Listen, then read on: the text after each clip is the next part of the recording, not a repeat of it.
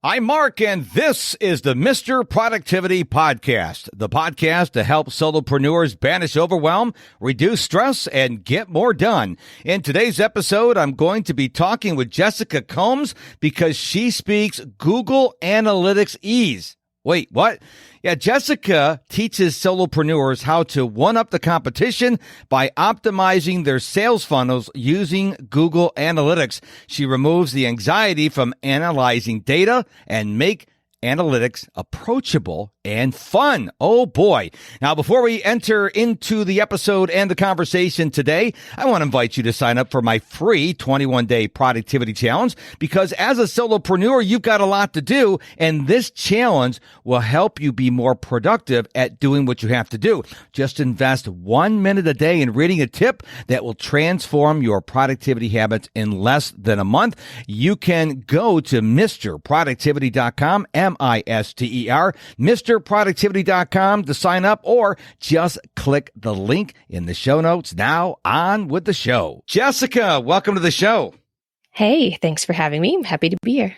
Now, I got to give the listener a little background. So we are in another membership together, and you and I were having a mastermind call, and you let it slip that you love Google Analytics, and my eyes lit right up. I'm like, ooh, you would make a great guest for the show because you speak what I call, and I just said this in the introduction, Google Analytics-ese.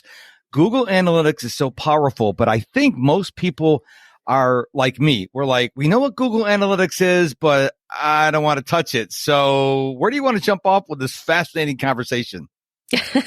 Yes, no, I would agree with that. I think a lot of people have that exact same reaction of, wait, you actually like to be in Google Analytics? Like you understand it? This is a thing?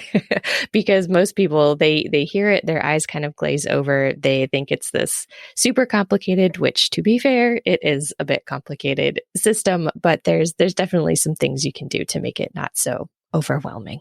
Now, why is it so important? Because I host my website on Kajabi, and you have Instagram analytics, and you have Facebook, and ConvertKit's got their own analytics. What is so important about Google Analytics? So Google Analytics in and of itself is a lot more comprehensive than some of these other platforms. And it also allows you to tie all of the information together. So if you want to know what's happening with your Instagram post, like did they reliably convert? Like you can kind of try and piece together some information based on what you've got in Instagram and then based on what you've got in ConvertKit. But if you want to kind of see the whole journey of what they did on your website, that's where Google Analytics kind of comes into play and becomes a lot more powerful because you can follow kind of their journey of what they did as long as you've got it set up the right way. Now, you can get limited information if you don't have like some optimization things in place, but like that's the beauty of it, I think, is like if you spend a little bit of time with it and you've got your own marketing a little bit more nailed down, you can really use it as like a good tool to make sure that your marketing efforts actually work. And I think that's something that everybody wants to know. You had the opportunity to go look at my Google Analytics, and it was a mess. And I actually made a mistake, which I shared with you recently on one of our calls. And that is I changed my website from markstruczewski.com. I had to redirect MrProductivity.com, and I changed it so MrProductivity.com is my main website. And so one day I picked up the Google Analytics app on my iPhone. I'm like, I'm not getting any traffic. That's weird. I'm getting email signups. And then I realized, I didn't add it to Google Analytics. So if any listeners are out there, if you change your website, you have to remember to go into Google Analytics, because if you don't tell Google Analytics to track something, it doesn't know to track it. Yeah, exactly. So, I mean, I think that's definitely something people don't think about. It's not something I would have thought about when I was just starting out. It's like, how is it actually tracking this stuff? And it's like, oh, I had to tell it my domain. I have to put this stuff on my actual website to get it to work. And so if you change that domain or change that website platform, then it changes. And so like it doesn't automatically, like Google Analytics doesn't automatically follow you wherever you go. I mean, it does to a certain point, but it's not quite that good yet. Well, let me ask you this. Let's start at the very bottom, because a lot of people, I got to imagine when they're listening to this, either they're like me. They know what Google Analytics does and they know power, but they don't want to go near it. Or some people will go, Google Analytics? I've got something called a Facebook pixel. Isn't it the same thing? So let's start. Make sure we don't go too far ahead. Make sure everyone's on the same page with him, though. Yeah. Yeah. Okay. So, I mean, there's a lot of things that end up working together. And I mean, you brought up the Facebook pixel, and that's definitely one of the things.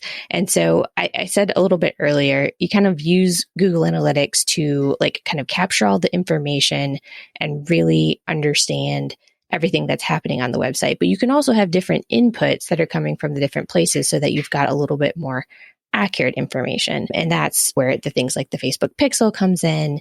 And I mean, there's so many different things that you can loop into it. And I don't want to go too in the weeds. We promised we would keep this high level, but I do think that one other thing people should be aware of, especially as we're moving forwards away from what's called universal analytics, the old version of analytics, into this new version, is something called Google Tag Manager. And Tag Manager is what allows all of these other programs, your ConvertKit, your Instagram, your Facebook, everything, to dump all of their information, anything about ads, into your analytics, and it kind of more seamlessly puts it together. And then you can choose which pieces of information you want to build out reports and different stuff like that to answer your marketing questions.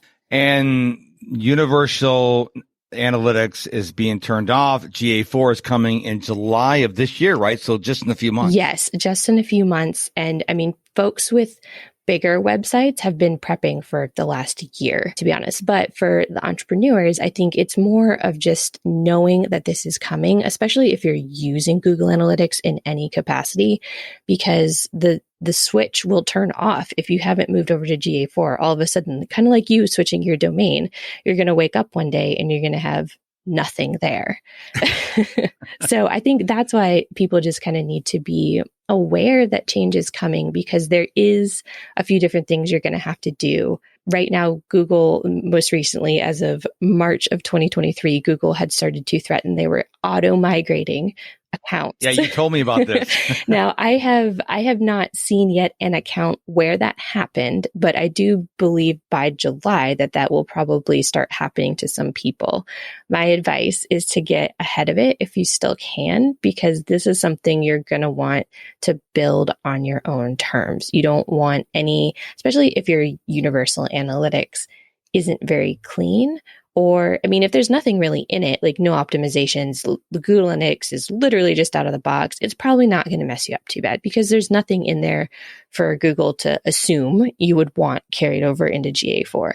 But for people that have maybe more established analytics, or you have a web developer or someone who manages it for you, I would make sure that they're on top of this, and they should be. But I would just double check. It's a good question to ask, because it'll get really messy if Google tries to take stuff from one system and put it into the new system, because they're not really that similar in the way that they operate. I am going to be migrating from Kajabi back to WordPress, and you're really excited about this because you're working with me on Google Analytics, and you're going to be able to do GA4, which stands for Google Analytics version 4, in case you're not keeping up, listener. And I'm just going to give Jessica the reins because I don't want to mess around with this stuff. And she's talking about Google Analytics tag manager, and I'm like, okay, you're speaking Greek to me, girl. You just here's my Google Analytics, and that's what I hired her for, because she knows what she's doing. And the problem is, you're not going to break your website, but you may break the data that will give you the true sense of what she was talking about before, the true sense of what is coming, because Google Analytics will tell you where they came from, where they went when they went on your website. Did they go to the home page, the about page, how long they stayed? And that data is really important. So if you don't understand Google Analytics, and you don't want to learn like me, you go and get someone like Jessica who speaks Google Analytics-ese. Yes, exactly. And it's a complicated thing. I mean, I understand why people like hear Google Analytics and their eyes kind of glaze over, because when you open that thing up, especially in Universal Analytics, it's not very user friendly. I mean, I remember the first time that I opened it up, and I was like, I had inherited a Google Analytics account on a decently sized website with some decent traffic levels, for a larger company. And this, is my day job. And so like when I was doing that, I opened it up and I was like, oh my goodness, what does this even mean? And so I just went down the rabbit hole. I was like, okay, I need to figure this out. I need to find some more information about what this all means. And then through all of that, landed on an expert that I just like kind of fell in love with their teaching style. And so I went through a bunch of training and all sorts of stuff. I mean, it's ongoing. It's something you have to keep up with because it's changing all the time. But I understand also that entrepreneurs are super busy, and that's not everybody's me. So that's why I am me, and that's why I exist. And my audience mainly is solopreneurs, so we're doing it all on our own. And I would tell you, solopreneur, is it better for you to learn Google Analytics, or is it better for you to hire someone like Jessica, and then you can do what you are doing in the world that you do really good? And I would argue, hey, unless you want to be a Google Analytics expert, you probably should outsource that, because you, like you said, use the word rabbit hole once or twice already. You can go down the rabbit hole, and let's say you're supposed, like I'm a productivity coach.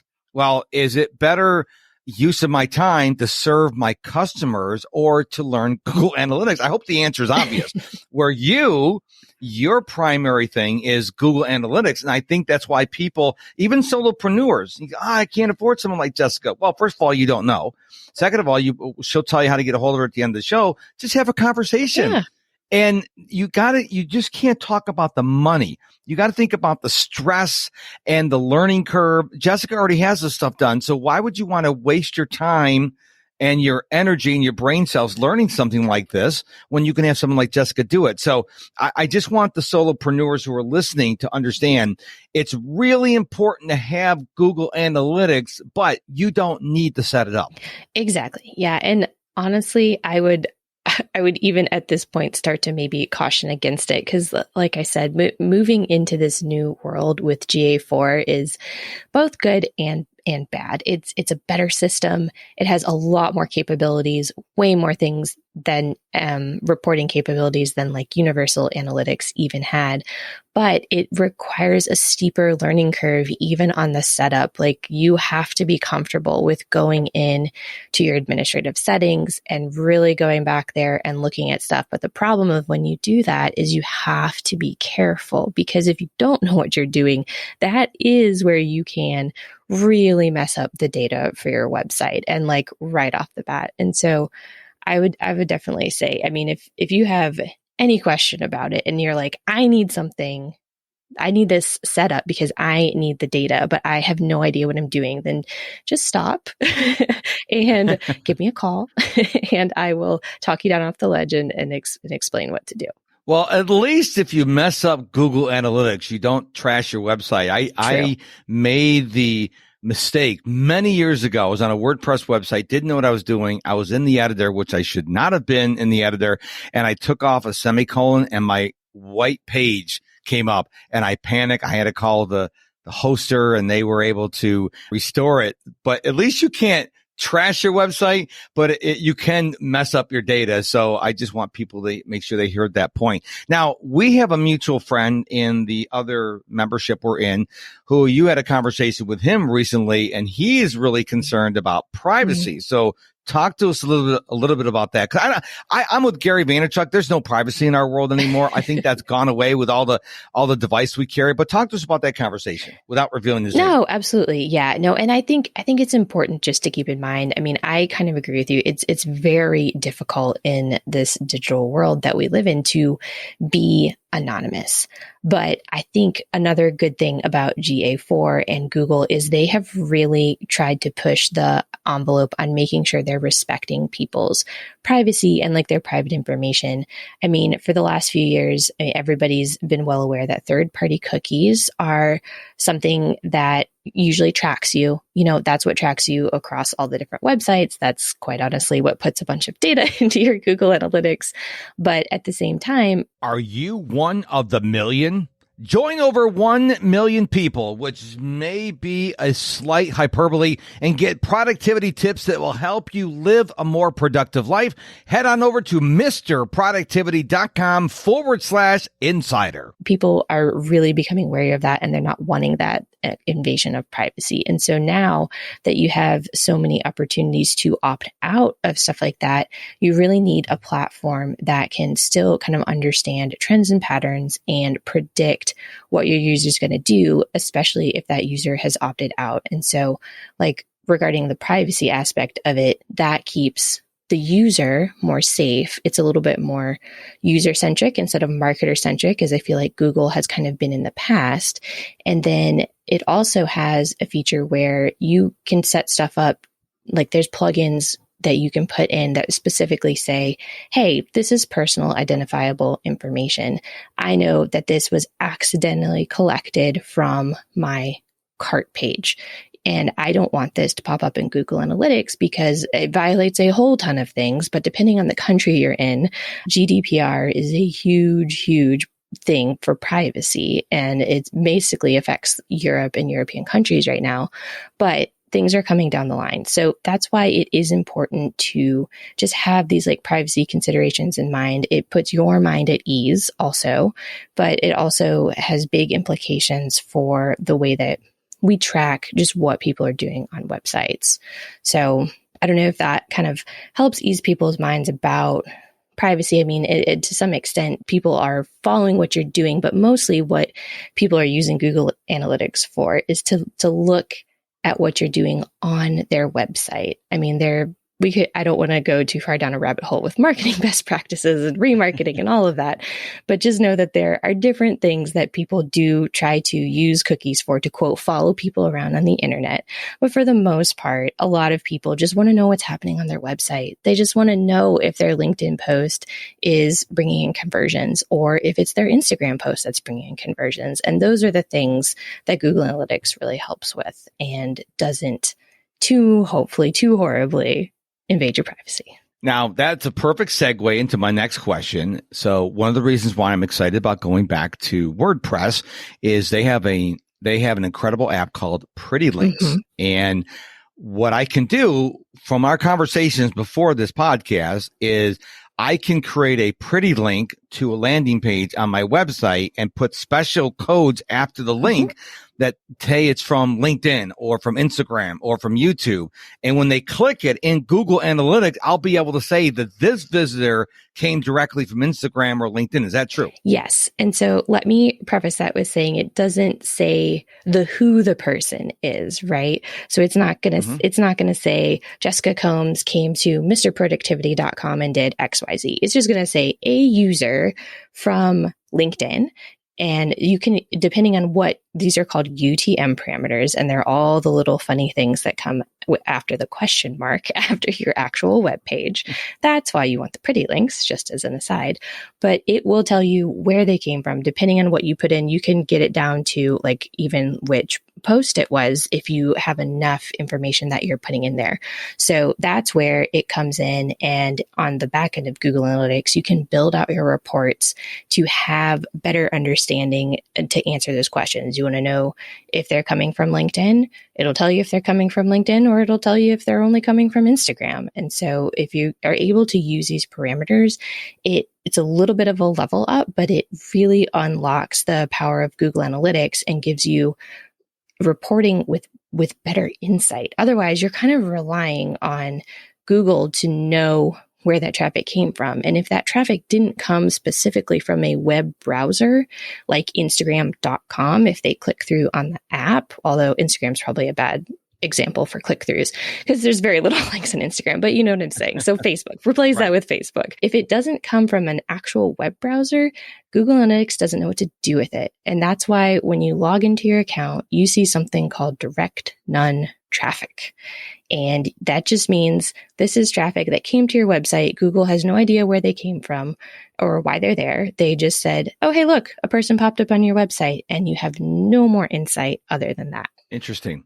So Before we wrap up, is there anything that you think the solopreneurs who are listening to this episode need to know, whether it's going from universal GA4 or if there's some things that you should absolutely not do, or maybe some tidbits, anything that you want to share with us that you think is valuable for the audience? Yeah, I mean, I definitely would say that people need to get a handle on the migration to GA4. If you have a Google Analytics account right now and you have no idea which version of Google you're on, if you've had it for a while, chances are it's the old version. And that is going to shut off by July 1st of 2023. So for those listening in the future, this is kind of not an issue. But for those of you that are listening right now, that is like the biggest thing I would say is make sure that you get that done. And I guess, for those listening in the future, because I am one of those crazy people that goes back and listens to years old episodes, I would say if you're not using Google Analytics and you have marketing questions about your website, or about like if things are if things are converting, like about your sales, you need to turn on Google Analytics. Let me ask you this question. Is GA4 live now? Yes, it's been live for a while. Okay, so this is one thing I don't understand. We've had this conversation, and I keep referencing that, but we've had a lot of conversations before this show. Yeah. Kajabi, not doing GA4. ConvertKit, not doing GA4. And so GA4 has been out for a while. I don't understand why these companies are not offering it. If it came out last week, I could see, but it's been out for a while. So do you have any opinions on why they have not switched over, or at least given their users the options yet? Yeah, I think that they're trying to work out the bugs on their end. And quite honestly, for the last year and a half, it's really been more in beta. I would say there was a big push going either right before or right into 2023 when the first announcement, I believe it was actually in October of 22, when that announcement came out saying, hey, we're sunsetting Universal Analytics. That's when I think people kind of perked up their ears. And they're like, okay, so we need to start preparing for this. But I also don't think it's an easy lift for platform providers that are like providing you a place to put your website, as opposed to a WordPress where you can just get a little plugin to say that loops into Google Analytics. And I feel like those things are easier to update than an entire platform that is trying to support your marketing efforts, because there's just so many moving pieces. And that, I think, is probably what the slow up was, is just on the developer side. And then as things change in Google Analytics 4, because things are still, to this day, they're still rolling out new features, and they'll always be iterating and rolling out new features.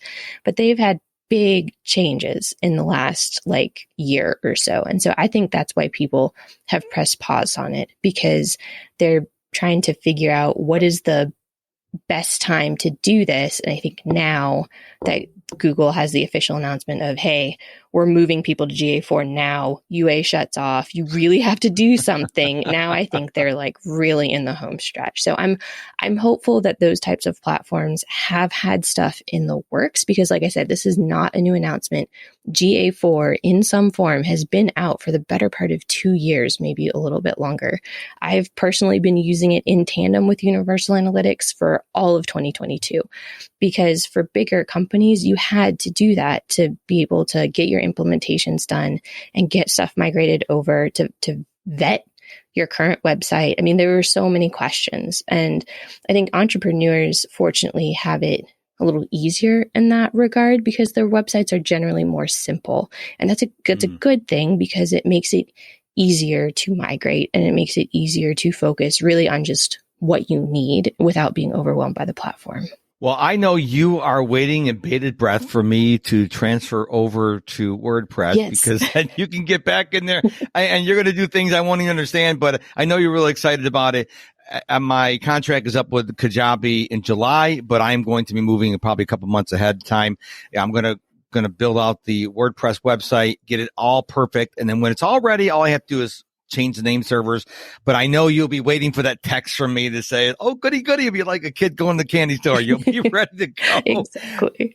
Yeah. So Jessica, I want to thank you so much for being on the show today, because I wanted to demystify Google Analytics. Google Analytics is a productivity tool, because if you know what is going on your website and you know these 2 or 3 sources are really driving the most traffic, but these other 3 aren't, whatever the English is, you need to spend more time on where the traffic is and not so much on where the traffic is not coming from. Same with on pages on your website. If people are going to 2 or 3 certain pages and no one's going to these other 3 or 4, well, don't spend time on those 3 and 4. And Google Analytics will share all that stuff with you. Yes. So, Jessica, how can people who are, they listen to this episode of the podcast, they're like, okay, I need to talk to Jessica. How would they do that?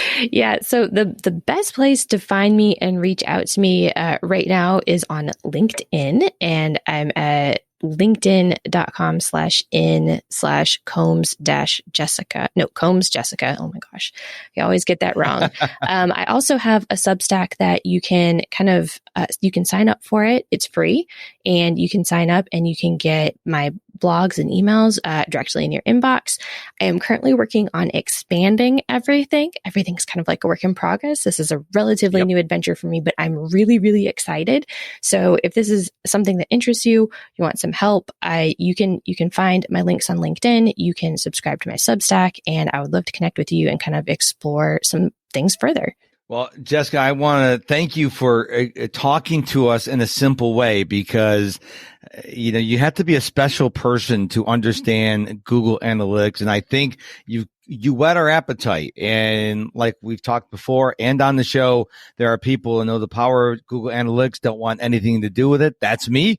I have Google Analytics, as you know, and there are people who want to go down the hole. But I want to go back to what I said earlier, listener. If you are a CPA, if you're a coach, if you are a fitness trainer, you shouldn't be learning Google Analytics. You should outsource that to someone like Jessica and work on your core function. A lot of people go, ooh, let me learn Google Analytics. For what? What are you going to learn it for? You're not, unless you're going to create a business.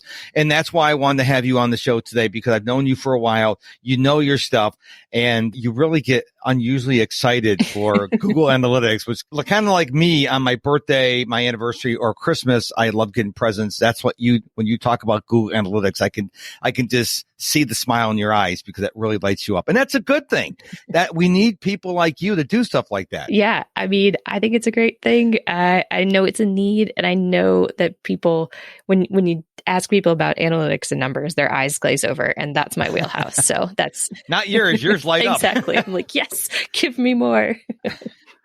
Jessica, thank you so much for your time today, for being on the podcast. Absolutely. It's been a pleasure. Thank you for having me. Wait. The episode is not quite over yet. Before you go, do Jessica and me a huge favor. Smash that share icon on whatever podcast player you're listening or listen to this episode on, and share it with 2 or 3 of your friends. If you got value from the episode today, and you probably did if you listened all the way to the end, please share this episode so Jessica can help other people as well. If you want to know more about me, including how to sign up for the free 21-day productivity challenge, just hop on over to my website, MrProductivity.com. Remember, Mr. is all spelled out, M-I-S-T-E-R, MrProductivity.com. I'll be back with a brand new episode real soon, my friend. Until then, stay productive and stay positive.